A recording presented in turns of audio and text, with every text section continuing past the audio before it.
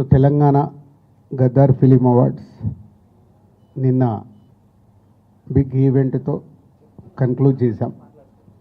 పోతే కన్క్లూడ్ చేయడానికి ఇంత పెద్ద ఈవెంట్ జరగడానికి ఒక 6 నెలల నుంచి ఒక వర్క్ జరిగితే నిన్న హైదరాబాద్ వేదికగా ఆ ఈవెంట్ని సక్సెస్ఫుల్ చేయడం జరిగింది. సో ఇంత పెద్ద సక్సెస్ అవ్వడానికి ఒక 6 మంత్స్ నుంచి దానికి వర్క్ జరుగుతూ ఉంది అన్ని రకాలుగా. ఇందాక ఎండి గారు చెప్పినట్టు తెలంగాణ గద్దర్ ఫిలిం అవార్డ్స్ ఇవ్వాలంటే దానికి ఎలాంటిది రూల్స్ అండ్ రెగ్యులేషన్స్ కావాలి అని బి నరసింహరావు గారు కమిటీలో ఫైనల్ చేయడం, దాని తర్వాత ఎఫ్డిసి ద్వారా దానికి సంబంధించిన అన్ని డాక్యుమెంట్ రూపంలో కన్వర్ట్ చేయడం రూల్స్ అండ్ రెగ్యులేషన్స్ని, దాని తర్వాత 2 కమిటీలని ఫైనల్ చేయడం. ఎందుకంటే సాధారణంగా ఒక సంవత్సరానికి అవార్డ్స్ ఉంటాయి.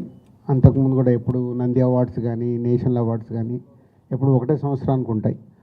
ముందు ఈ అవార్డ్స్ అనుకున్నప్పుడు కూడా 2024 ఒకటే ఇయర్కు అవార్డ్స్ అనుకోవడం జరిగింది.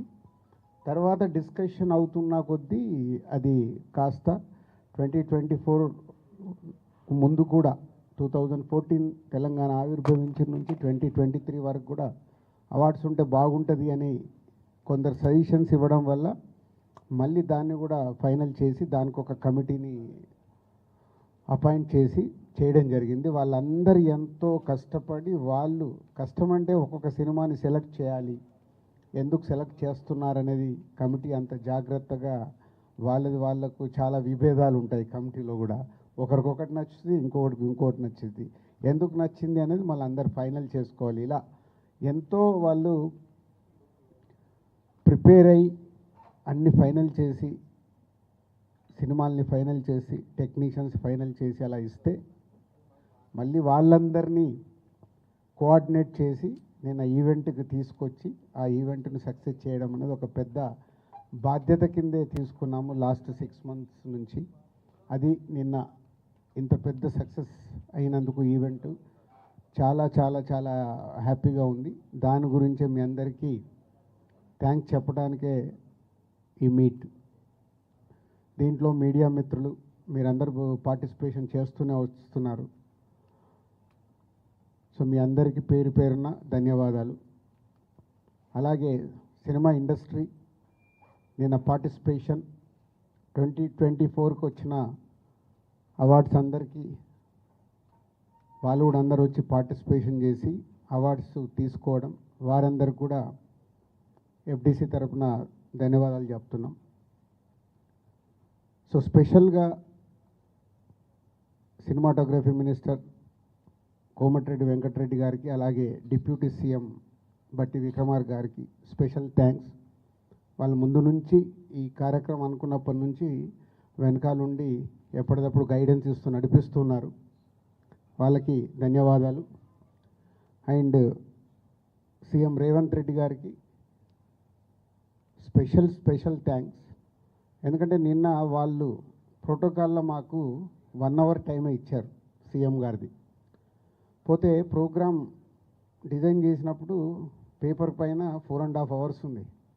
దాన్ని ఎలా హోల్డ్ చేయాలి, సీఎం గారు వచ్చాక అవార్డ్స్ ఎలా ఇప్పియాలి అనేది చాలా బిగ్ ఛాలెంజ్ ఉండే.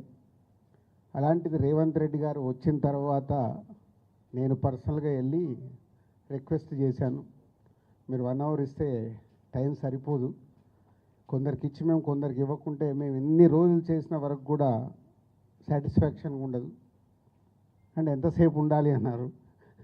మొత్తం ఉంటే వెరీ హ్యాపీ, కంప్లీట్ అయ్యే వరకు. వారు ఆల్మోస్ట్ 8 o'clock ఏదో ఎంట్రీ ఇచ్చారు. సో 2 అవర్స్ ఉంటాను, మీరు ఫినిష్ చేసుకోండి అన్నారు. వాళ్ళకు మళ్ళీ ఇమీడియట్లీ ప్రోటోకాల్ టీంకి వాళ్ళందరికీ కమ్యూనికేట్ చేసి 2 అవర్స్ ఎక్స్టెండ్ చేయించారు. వారికి స్పెషల్ థ్యాంక్స్.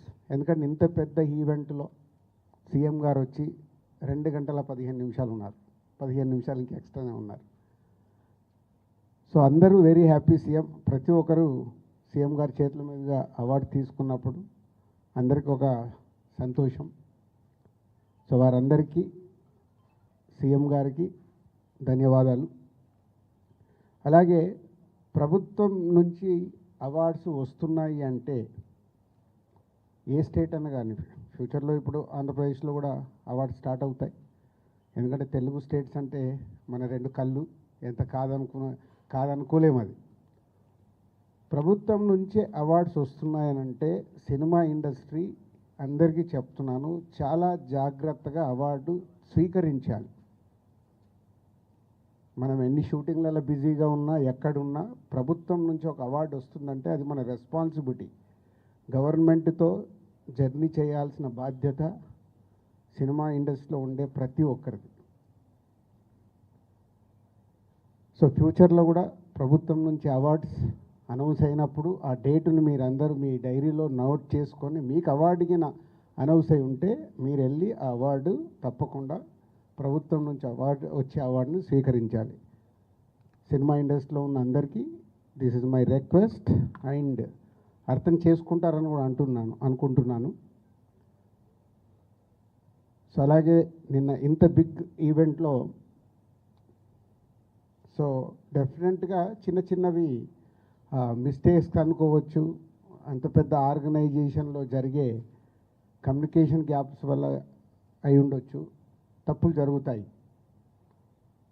అలా ఎవరికన్నా ఎక్కడన్నా చిన్న ఈ కమ్యూనికేషన్ దానివల్ల ఎక్కడన్నా మీరు హర్ట్ అయి ఉంటే అక్కడికి వచ్చిన వాళ్ళు ఎవరైనా, సో ఎఫ్డీసీ తరఫున చైర్మన్గా నేనే క్షమాపణలు కోరుకుంటున్నాను. ఎందుకంటే మేము ఆర్గనైజ్ చేశాం కాబట్టి అందరినీ ఈవెంట్ కంప్లీట్ అయ్యే వరకు జాగ్రత్తగా చూసుకోవాల్సిన బాధ్యత మాదే. ఎక్కడన్నా డెఫినెట్గా ఇలాంటివి జరిగి ఉంటాయని నేను ముందు జాగ్రత్తగానే నేను చెప్తున్నాను. సో స్పెషల్గా మీడియా మిత్రులందరికీ ఈవెంట్ అయిపోయిన తర్వాత చాలామంది కూడా అప్రిషియేట్ చేయడం, ఇంత పెద్దగా సక్సెస్ అయింది అని అప్రిషియేట్ చేసినందుకు, గవర్నమెంట్ తరఫున వచ్చిన రివ్యూస్ కానీ రిపోర్ట్స్ కానీ బయట నుంచి వచ్చినాయి కానీ అన్నీ తెలంగాణ గద్దర్ ఫిలిం అవార్డ్స్ని ఇంత అద్భుతంగా నిర్వహించినందుకు ధన్యవాదాలు చెప్తున్నారు. వారందరికీ కూడా ప్రత్యేకంగా ధన్యవాదాలు. Thank you very much.